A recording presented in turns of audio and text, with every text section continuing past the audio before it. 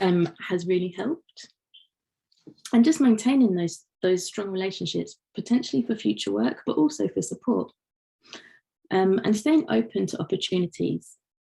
You never know where they're going to come from as a freelancer, because the more you're putting yourself out there, the more it may lead to extensions of contract, full-time work, different opportunities and projects.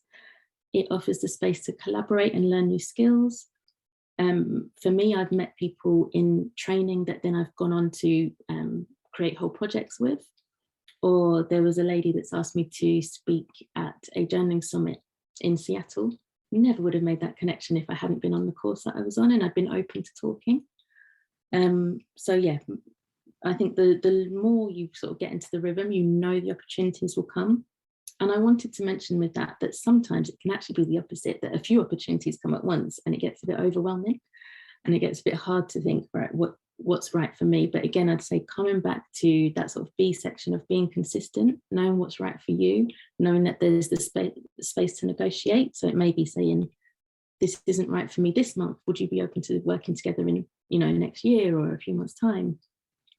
Because I think that I personally find overwhelm can definitely be a part of building your way of working and just kind of starting to understand yourself.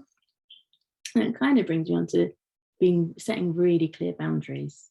And again, I think that's in two areas. That's for others, so being really clear on how you work and when you work. Do you have a cut-off time? Are you clear about your budget? Again, are you putting in a space into review budget? But also, are you being open about the support you might need? It could sound like a lot, but actually an organisation will really appreciate that at the beginning. But then for yourself as well, again, you are your tool. You need to set your cut-off time. You need to put your breaks in and your holiday in. For me, I've definitely had the experience of being burnt out. So I was really burnt out, had to be signed off for a bit and take some time, get better. And when I came back into a new contract, I was really clear on my boundaries. So I finished at this particular time.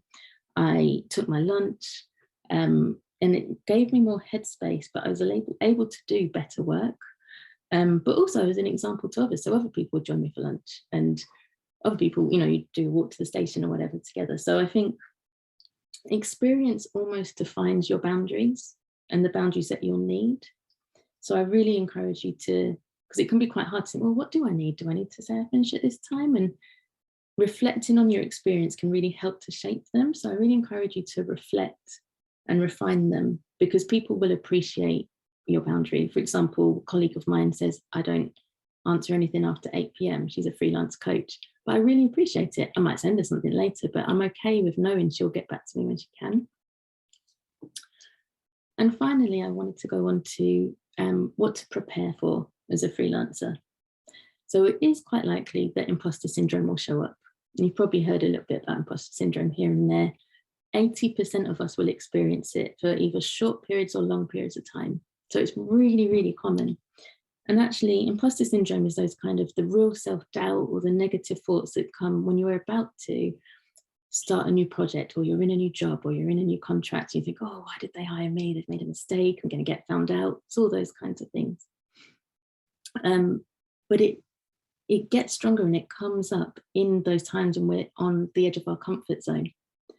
And a friend said to me the other day, she said, Candida, you're never in your comfort zone. And I think that is part of being a freelancer as well, that you adapt and you need to be flexible. And there's always things that feel a little bit scary, but you keep sort of going through. And I think if we know that the imposter syndrome is going to really rank up when we're on something new, one, we can prepare for knowing it will be there. I don't think we can necessarily get rid of it, but I think we can learn to turn the volume down. And I think we should turn the volume up of our inner mentor. And our inner mentor is the person that got you to this workshop, is the person that has, let you see the passion that you have and follow it, no matter how small. And that voice is usually a lot quieter. So it's giving that opportunity and ways of learning to listen to our inner mentor a bit more and say, all right, critics, I hear you, but I'm going to do it anyway. So imposter syndrome definitely shows up. And that's partly because a lot of being freelance is dealing with the unknown and uncertainty. When's the next pay going to come in? When's the next contract going to come in? What's the next opportunity going to be? And there can be worry around that. But I wanted to just share the reality. You will chase an invoice. You'll get paid, but you probably have to chase invoices in your time. There will be worry about potential future work, but as mentioned, there'll also be opportunities you didn't even think were going to come around. And again, that comes from that being proactive, being in different circles. Opportunities will come. But I did also want to finally talk about burnout. So again, I think it's likely to come, if I'm honest. As a freelancer, again, things can be a bit from us for like sort of fast pace, they're intense. But if we know it's coming, we can sort of put some prep in place. So again, this really comes to respecting and refining and defining your boundaries. So really knowing what those are. And for example, it could be that you're going to take a break or do yoga every evening. And at times you'll get a really tight deadline and things start to slip, and boundaries that we keep for ourselves start to slip. But have that review in place to say, okay, maybe I need to re-implement something, maybe whether that's support or a break.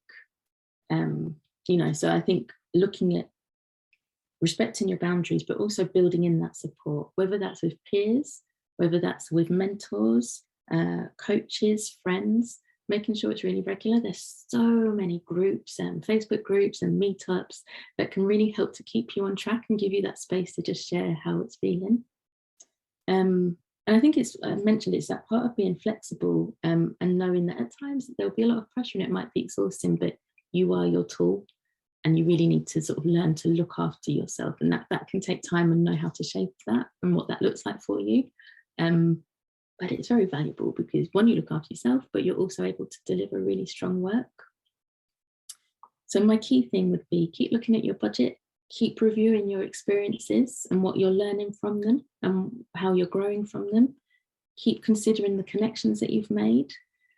And I'm biased, so I'm a bookbinder, so I'd say journal it, get it down on paper, because then you can see it in black and white and you can follow your progress.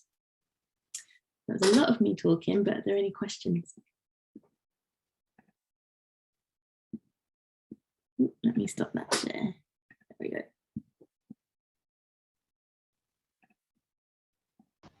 I was going to ask, do you have like any tips for journaling? Do you have like a separate journal just for your freelancing, or do you merge everything like your whole life? It's a really good question because it's difficult, right? It's like, well, what do I track? Because you could track everything.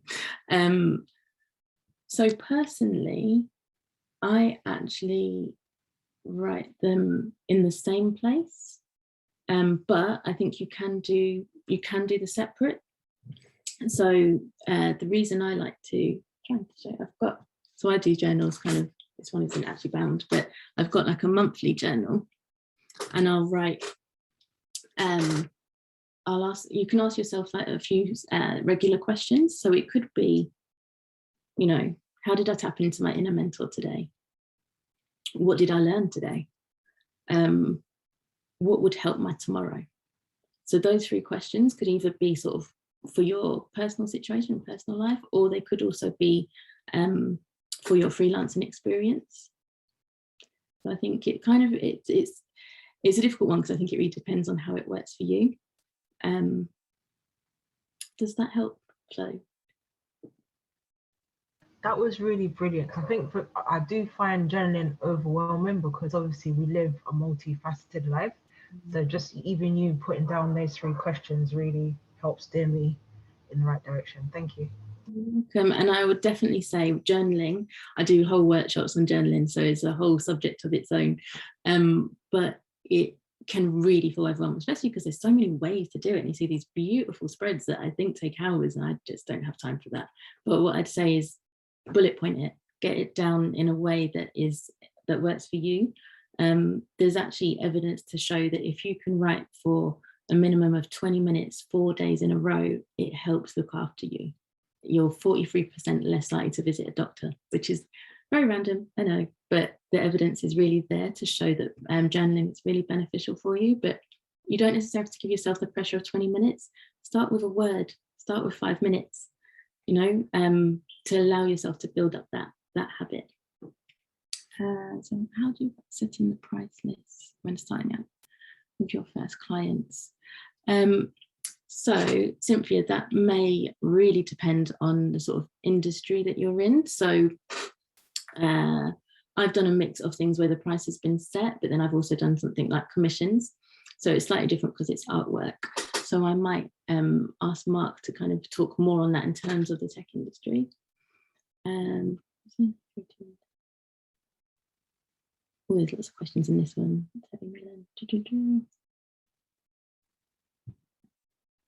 Mark, what would you say about the setting price lists and starting with your first clients? I guess it depends on how you're coming across the work. So it's good to have an idea of what general day rates are if you're sort of pitching for contract type work. But if you're looking at online marketplaces, you can search across similar sorts of jobs to get a feel for actually what rates other companies are paying.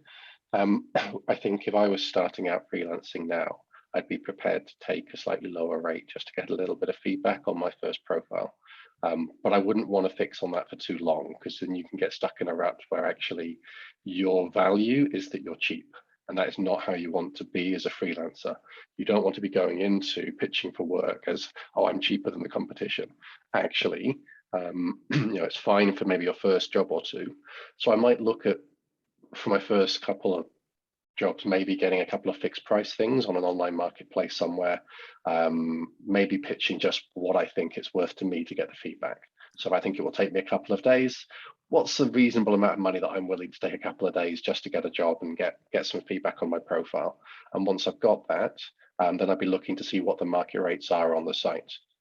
So some guidance for a React developer right now, I'd probably expect to pay between $35 and $55 an hour, depending on expertise.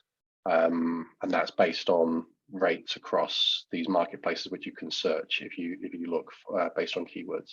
If you're then looking for like a PHP developer, it might be a little bit lower. That would be because there's potentially a lower barrier to entry. There are more developers, and so market rates are lower. So it really depends on what you're doing, and I'd look at what other people are billing on those sites. I think that's a really good point. And just to that question of, yeah, how do you go about setting the price list when you start out? And although I don't necessarily have that experience from the technical side, I think I can really relate to that as an artist, right? In the art field, yeah, you don't want to be seen as like, oh, they can do free contracts, which we've all got the experience of, but it is building up a little bit of experience. And again, knowing why you're doing the project. Is it that you're doing it for a bit less to get that experience? But then people really do, I think the more we can start to show our value and come across as having that value, then it will be appreciated and seen as well. But I appreciate that does take time and a little bit of experience. And this is where it comes in of having that support of people to talk to about all of these things. Cool, thanks, Mark. That is... Okay, so we've got one more question, but then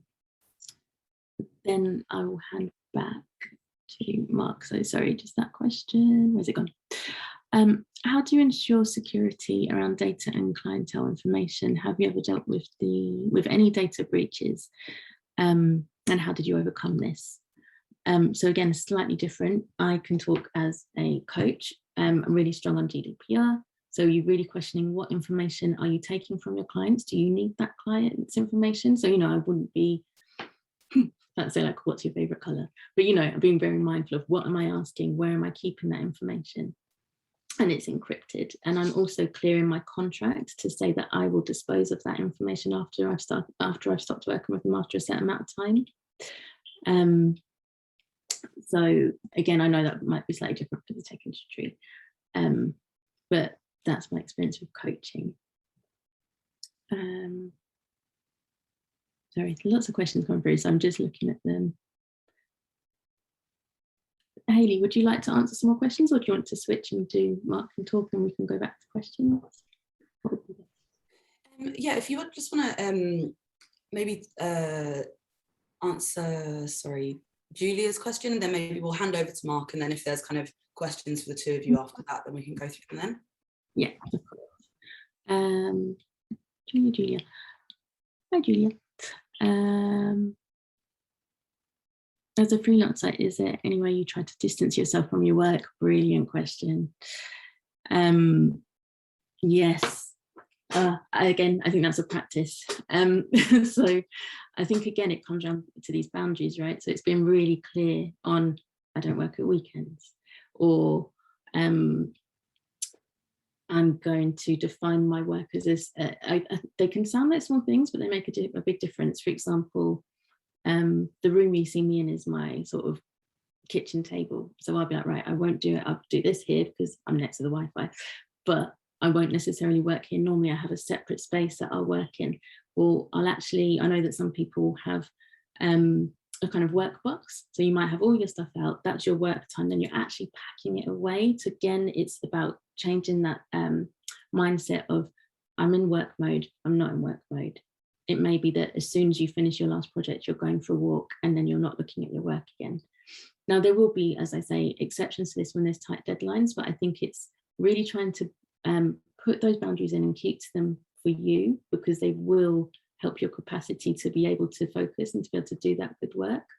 If they do start to slip, I think looking at, because when can you take that time back? So if it is actually one weekend I had to work, well, is it then you take the Monday and Tuesday off because you won't be given time in lieu, but you will need it. So I think it's an ongoing practice, but I think it's these small things in how you set up your working day and your working time.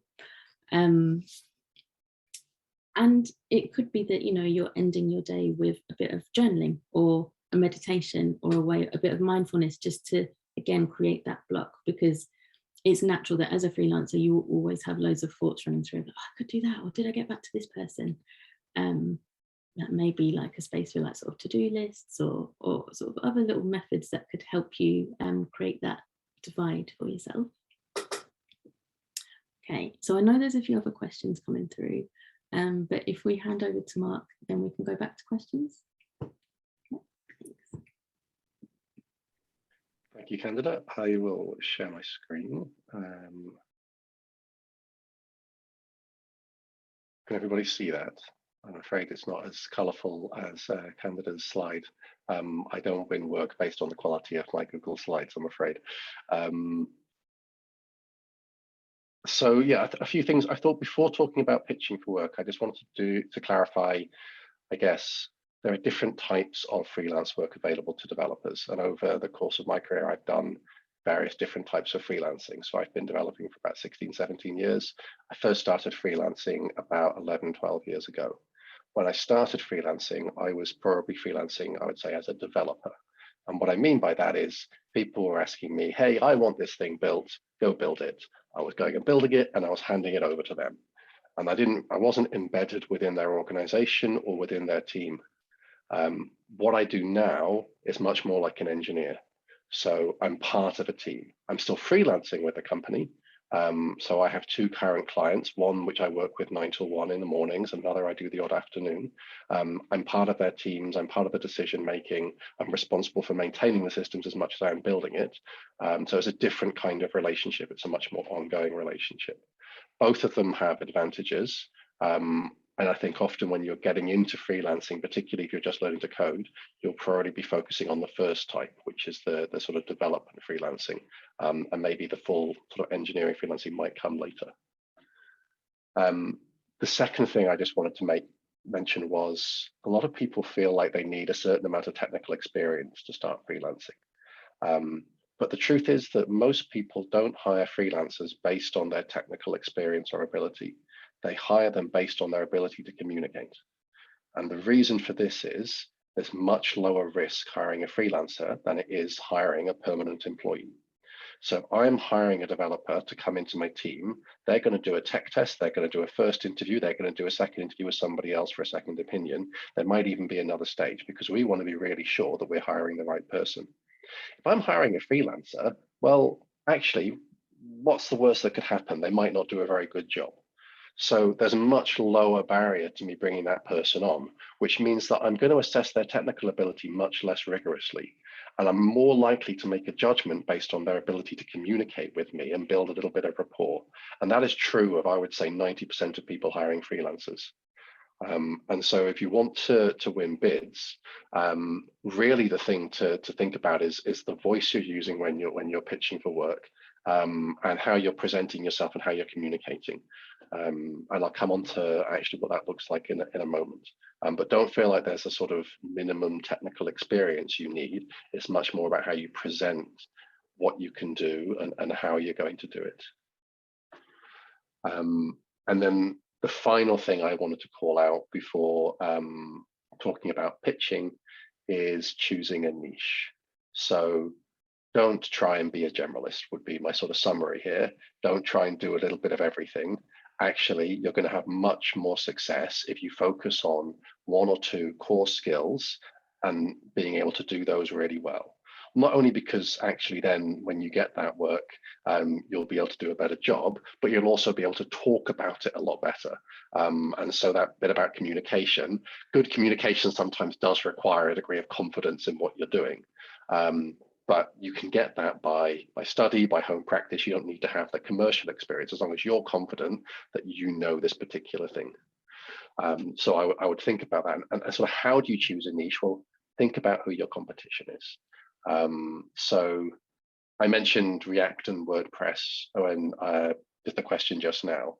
So I would say that something like WordPress is sort of a thing that a lot of people teach themselves. And for that reason, it's not a great thing to start freelancing because your competition are going to be teenagers who've learned how to code while they're at school, who don't need to charge very much because, well, they're not paying any rent. And so actually the amount that people are going to pay for these people is not very much because it's a very low barrier to entry. Take a look out there and see actually like what the market's like, how many other people are doing this particular thing.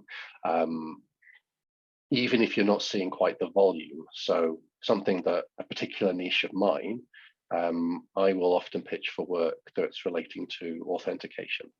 So I did some work about 7 or 8 years ago on basically the login and authentication for a BBC project.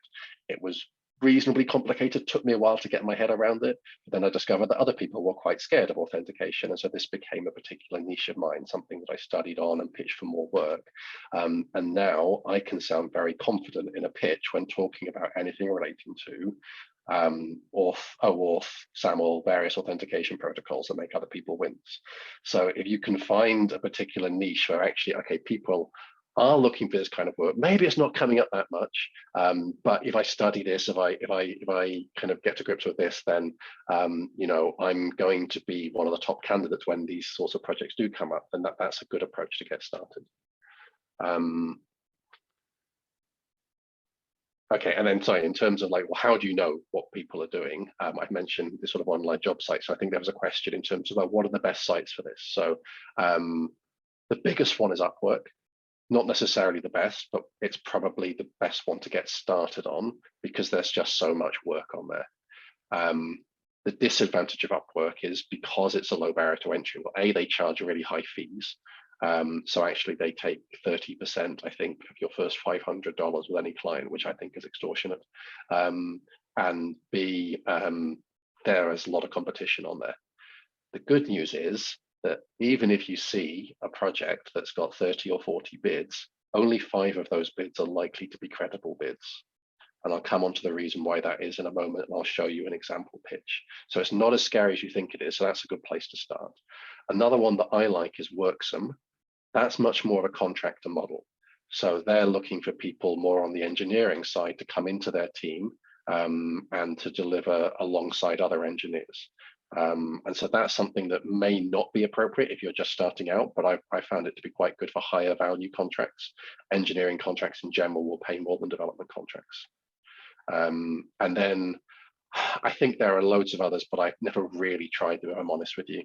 I did try people per hour for a little while years ago, didn't really engage with it that much. I think things like freelancer, the rates are not as good as Upwork, to be honest with you, from what I can see. There are some other sites, things like work in startups, where smaller companies will occasionally post for part-time freelance talent. That's a different kind of role. There are a few other ways, and I've mentioned social media on there. So job sites are not the only source, but those are some that I've used. They might be a good place to start, but they're by no means the only place to look for work. They are a good place to find out what kind of work people want doing. Okay, so pitching for work.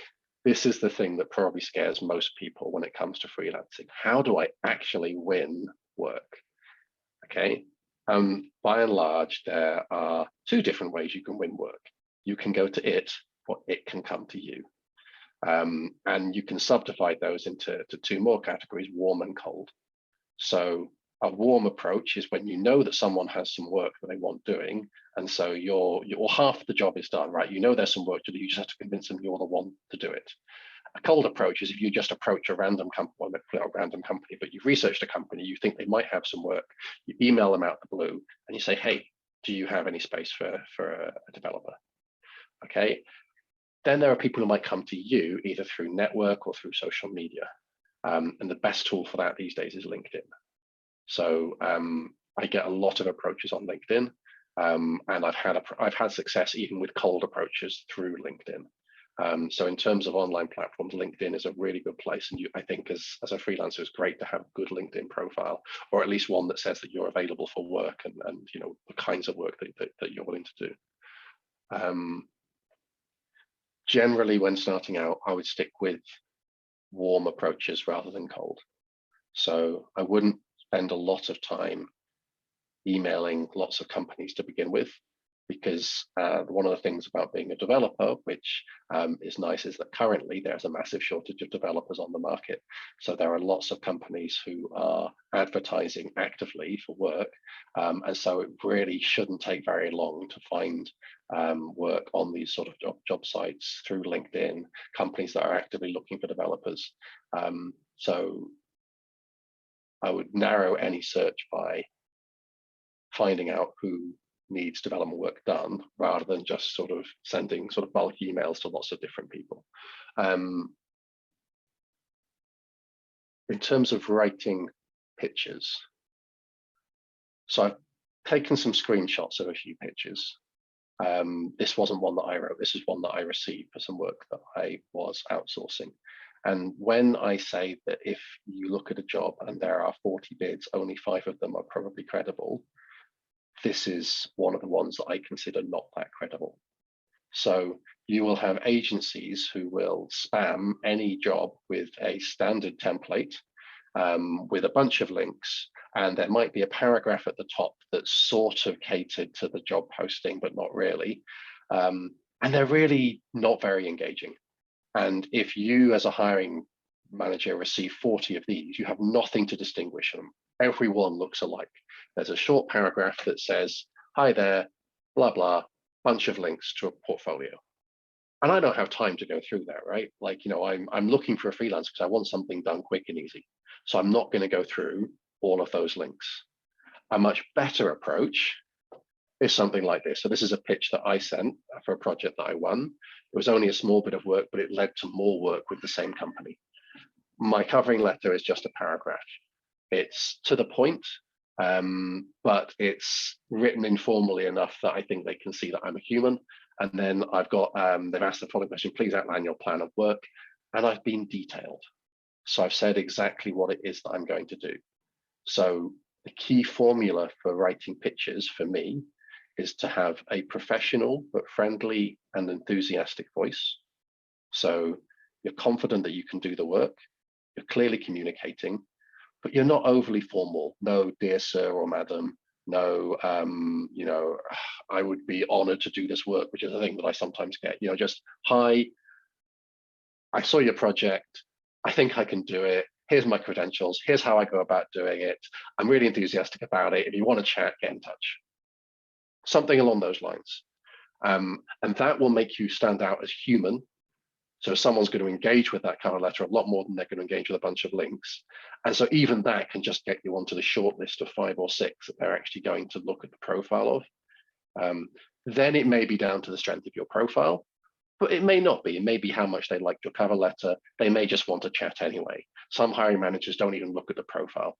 They want to talk to a human first. So I'd start out like that. You probably do need to be able to back it up and say and point to a couple of bits of work you've done, or at least talk about some work that you've previously done. But even if that's a side project or something, then as long as you're confident that if you're asked questions about how you would go about doing this particular piece of work, you feel like you could do that. And then I've got one more. I mentioned cold approaches on LinkedIn. So here's one that I sent recently. This is the first time I've ever actually cold approached anyone on LinkedIn. I saw a post for a company that were trying to organize benefits for freelancers, and I just sent this message, which is basically 4 paragraphs outlining my current situation, which is I'm looking for freelance work because I have an 18-month-old daughter. I would like a little bit more flexibility around family time, and given the nature of your company, I feel like this might be a really good fit. That person has then referred me. I've messaged them, really short one. I've mentioned the person who referenced me. He's responded within 2 minutes. So it's just being human, outlining your situation, not worrying too much about needing to send reams and reams of links or sort of backup. That can be quite effective. And I think when I was freelancing mostly through the sort of online job sites with this approach, so structuring things like this, or like I mentioned, just that sort of informal 2 or 3 paragraphs. Here's what I can do. Here's how I'm going to do it. I used to get messages back to 50 to 60% of the bids that I sent. So, much higher rate than you might expect, given that there were 30 or 40 bids going into each particular job, which just makes me think that most of it is spam. So that's sort of on sort of writing pitches. I mentioned some job sites in terms of, some freelance marketplace in terms of where to find work. I referenced Upwork and Work, some of the only 2 that I currently use, but I mentioned a couple of others, and there are many of them out there. I can't vouch for how good they are because I don't use them. Social media, LinkedIn, Candida mentioned Facebook. I'm not on Facebook, but I'm sure that other social media can be useful, depends on your context. LinkedIn's the only one that I use. But then just to mention that social media these days also means things like Slack. So there are various Slack groups that I'm a member of. So obviously the Makers Slack group, there's an alumni Slack group there, which has a freelancers channel. There is a Tech London Slack group. So you can just find tech.london and you can apply to be a member of that. And there's a jobs and freelancing channel in there, I think. I've not had much success with it, but in theory, there could be work through there. There are there's a couple of other tech groups, probably not appropriate to this talk, but I think they're out there. So Slack groups, message boards, things like Reddit potentially. Again, I don't use them, but there are lots of places other than just the sort of the freelancing marketplaces where people may be discussing potential work they want done. So indie hackers, that's another one. So indie hackers is people who are trying to basically bootstrap their own businesses, build things. There's a message board forum there. That might be the kind of place where if you post, hey, look, I'm a developer for hire, someone might be like, well, okay, I've got a couple of days work for somebody, I need help with this. So just being members of communities like that can actually help as well. And so you can start to build up that network.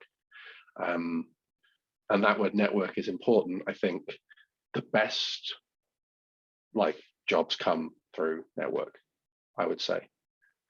Because people trust you. So that I talked about warm versus cold. The warmest sort of lead is when someone comes to you either because they know you or they've had a recommendation from somebody else. So then they've not only have they got work, but they really want you to do it. You just then need to decide, okay, well, do I want to progress? Is this right? There may be some further discussion, but those usually are the best jobs because there's already the beginnings of a trust relationship. So for example, my second client currently is someone I worked with last summer who was doing an internship as part of an MBA. She then went off to found a business trying to help restaurants reduce their waste by reusing bowls, and needed someone to come in and start building a system for tracking those bowls. And so I'm just doing a couple of afternoons with her over the next 3 to 4 months. And that's just, from having worked with somebody. And this is something that grows as you gain experience. But I think what Candida was saying about maintaining good relationships is really important. I got a call from a client that I'd worked with 7 years ago, a couple of months ago. His idea was completely crackpot. I said no, but he'd obviously liked working with me and remembered me. I just basically, he wanted to do some sort of gambling thing with Bitcoin that was never going to get approved by any regulator. It sounded like one of these crazy get rich quick schemes. Enough said. But I think maintaining those relationships is definitely important, because you will get the long-term benefit. I'm trying to think. Sorry, I hadn't practiced this talk before, so I feel like I rambled a little bit. I think I've covered everything that I wanted to cover. So maybe it's best to open it up to questions now, and if everyone has any specific questions, I can do my best with those.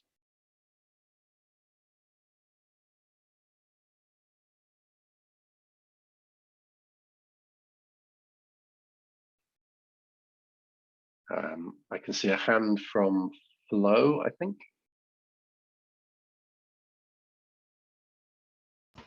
Hello. Bear with me, my kids are in the background. No problems.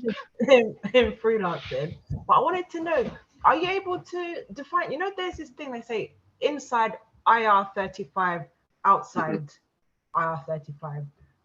I don't get it. What does it mean? Yeah, so this is there are whole industries devoted to trying to understand this, to be honest with you. A lot of people don't get it. It's the government trying to ensure that people get working benefits when they are actually employed and not taken advantage of on bad contracts. But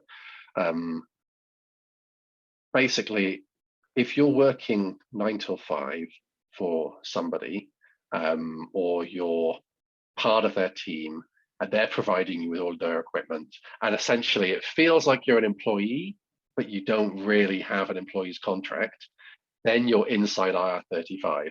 And that is basically meant to ensure that you get the benefits of being an employee, but it also affects your tax status. If, on the other hand, as a freelancer, you provide your own equipment, you work from your own office, you might have multiple clients, you dictate your own hours, you're definitely outside IR35, because you then, as I think Candida said, you are the tool. So basically, inside IR35, does it feel like you're an employee? Outside IR35, does it actually feel like you're your own boss? Is broadly how it sort of works. The nitty gritty, I could do a whole hour-long presentation on it, and I still wouldn't get to the bottom of it. So I can't really go into it in any detail, because it is quite complicated. No, well, thank you. You've done well. I'm getting to grips with it. It is very confusing when you're looking at contracts, and it's like, oh, this offers a certain amount of money, but they're saying inside, and then the other one is offering maybe a little bit less money, but it's outside. I don't know if that's it. Yeah. To be honest with you, it shouldn't, in theory, affect the amount of money you get down the line, because contractor tax should now be in line with employee tax. So 10 years ago, it was the case that if you set yourself up as a company, you would end up paying a lot less tax than if you set yourself up as an employee and paid yourself the same money. And they've increased the tax on dividends, and they've increased the tax on I think they've increased, maybe it's just dividend tax. Basically, they've made it much harder for people to do that. So it shouldn't affect the overall amount of money you get. It just affects basically some of the admin around it, is my understanding. Thank you. Okay, there's a few questions in the comments. I'm just going to scroll up and make sure I've answered the ones from earlier. So there was one about security around data and clientele information. I don't know if that one was for me or for Candida. I basically, for this, it's never been a problem for me. I think that a lot of companies will ask you to have indemnity insurance. So I think that's the right word. Basically, it's a type of insurance. It tends to cost around £30 a month. for an excess of about, the standard in the development community to ask for an excess of about 500,000 to 1 million.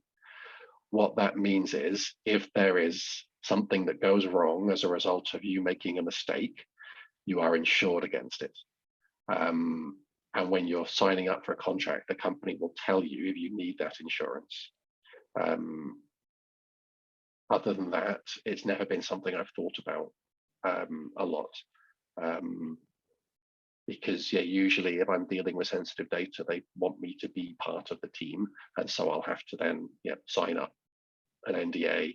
I'll have to get that indemnity insurance. And so that if something goes wrong, I'm insured against that.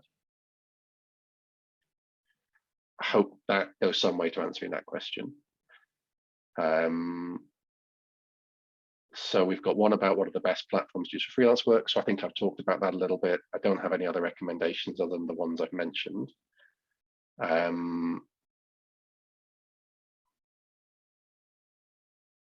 When choosing your niche, do you decide by what your technical skills are, or do you decide by what types of sites, apps you do? Good question. I would start with the technical skills, and then once you're comfortable with those things like, so that would be React, Angular, etc. So get comfortable with a sort of development framework, and then you can start to specialize within that. So once you're generally comfortable building React apps, you might decide to specialize in e-commerce apps. Would be how I would approach it. And then once you've done a few e-commerce apps, you might decide that you want to start building those with a different framework or something. You sort of spiral out, if you like. So you start with a core of technical skills, and then as you take on more projects, you may discover other things that you want to do, specialize areas in things that you've enjoyed. But yeah, I definitely start with a sort of a development language or technical skill there, and then within that, think about niches where you have expertise.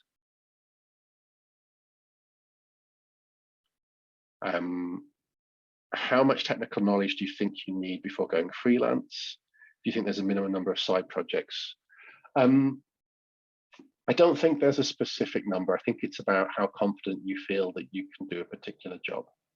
So if you're pitching for some work, imagine yourself in an interview where someone's going to ask you, okay, well, how are you going to do this? Do you feel confident that you can tell them how you're going to do it? I think if you can talk about it and you think that given the right time and tools, you could do it, then there's nothing to stop you from pitching for it. And that's not just about, I guess, would you win the work? Can you win the work? But actually, almost the worst case scenario is that you win the work and then discover that you can't do it, because actually then you're going to put yourself under a lot of pressure. This is when imposter syndrome is going to kick in. I've been there. It's not fun when you're under a lot of pressure to do a thing that you've committed to, and you feel duty bound to do it because you were the one that committed. It's not like if you're in a job where maybe there are other people to help you out who can. It's often you're on your own. So I would say it's not about number of side projects. It's not about any sort of level of experience. It's about, do you feel confident that you could do this work? Would be the threshold.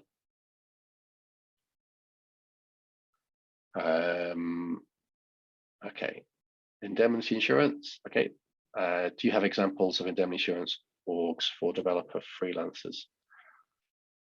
Who have I used? I can't remember off the top of my head.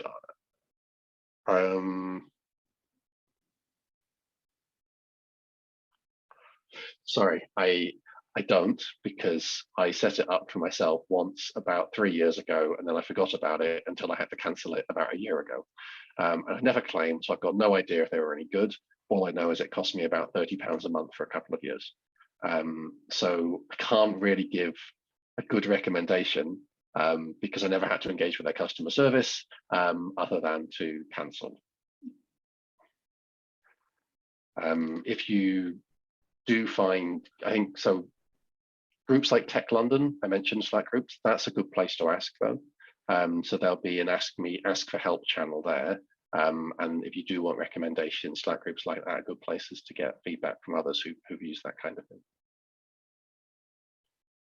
I would add to that actually, yeah, just if there are questions like this where you want to look at potentially a few options of insurers and other support, look at those groups that you can join. So they could be tech related and tech specific, or I find quite useful ones are also ones that are, there's one called Noi Club on Facebook.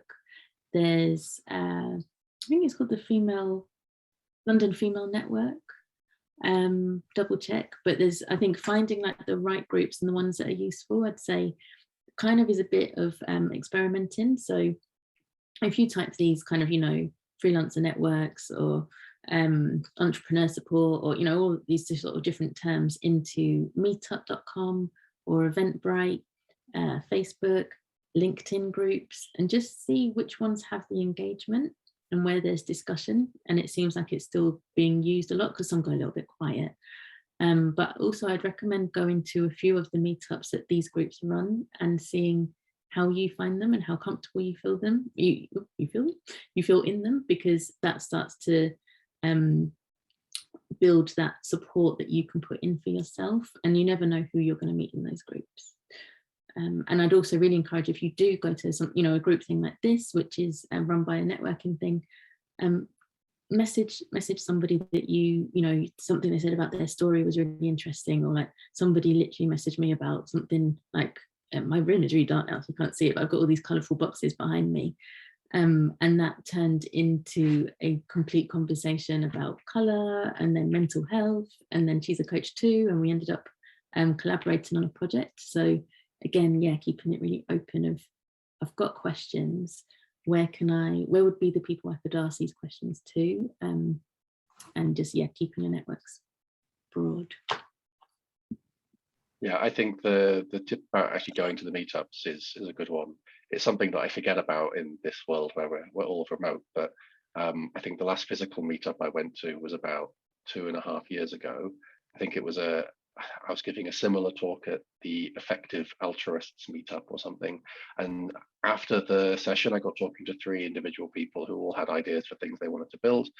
Nothing came from that, but that's the sort of thing where someone remembers you, and if they want to follow up later, they might refer you to somebody else. And those conversations can often lead to, you know, as Candida said, other avenues, other people, sort of further conversations, basically. So it's good to go, just have those conversations, and soon you'll find that sometimes work just falls into your lap without you actually really realizing it. One more question here, I think, which is, have you had experience working with junior developer freelancers? What were their tech abilities like? So I think I've worked with a couple, and I've also worked with a number of sort of junior developers in general. And I'd say actually, so the reason I ended up with an association with makers is I remember working with a makers graduate at a previous startup and being very impressed. And what impressed me was not so much necessarily the technical skill, although that was good, it was the communication. So I mentioned that communication is really important, and their ability to tell me exactly what they could and could not do. And so they knew when to ask for help, they knew what they could take on. And when, you know, she was being stretched, you know, she would say, look, I want to take this on, but I'm going to need some help. And so that was actually really, really good as part of a team. I've also worked with a couple that have come through the sort of online platforms, and that hasn't worked as well in the particular context I've been in. But I think, again, that was down to communication. So we worked with somebody who I think was a university student, and because of that, he tended to work odd hours. And I think he wasn't as fully engaged in what we were doing as we would have liked. So we gave him, basically, we wanted him to do a rework of some of the marketing pages on our site. We thought it was a fairly clear specification, so the kind of thing we could easily outsource. But he wasn't reliably delivering, and he wasn't reliably communicating. But again, notice the thing there that I remember is the communication, not the technical work. So I think as long as I'm working with someone who's very able to tell me what they can and can't do, meets the commitments that they make, asks for help when they need it, then I'm very willing to work with a junior developer. And it's not so much the technical skills, it's their working core skills that actually stick with me after the event. I think that's all of the questions in the comments. Are there any that I've missed?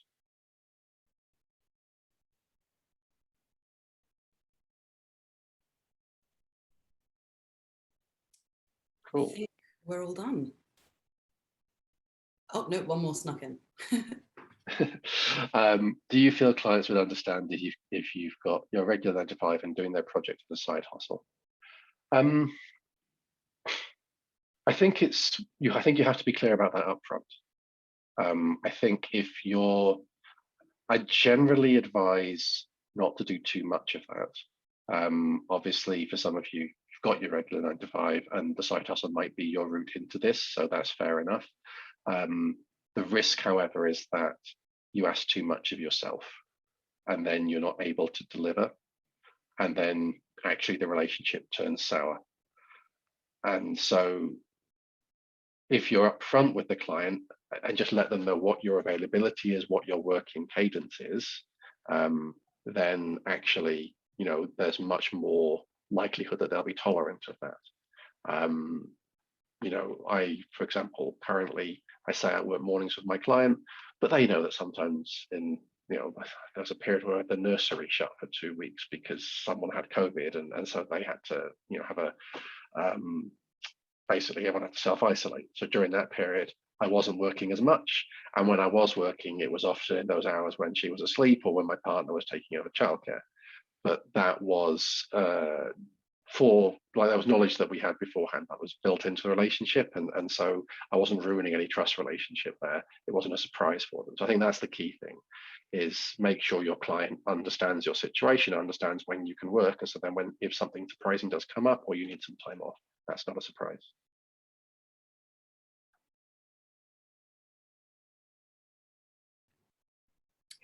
Cool. Okay.